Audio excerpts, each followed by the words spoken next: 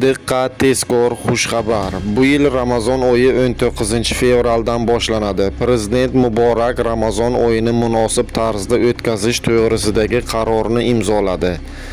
Unga ko'ra 2026-yilgi muborak Ramazon oyining boshlanishi 19-fevral kuniga to'g'ri kelishi haqidagi O'zbekiston musulmonlari idorasining axboroti ma'lumot uchun qabul qilindi.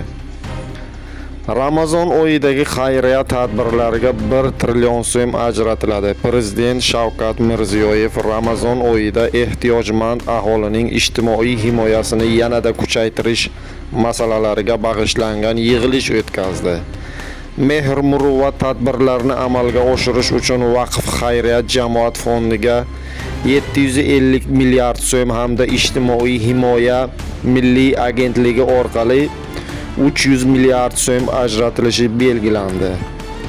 Mablag'lar hisobidan ehtiyojmand oilalarga bir martalik moddiy yordam ko'rsatiladi. Nogironligi bor shaxslarning davolanish va jarrohlik amaliyoti xarajatlari qoplab beriladi.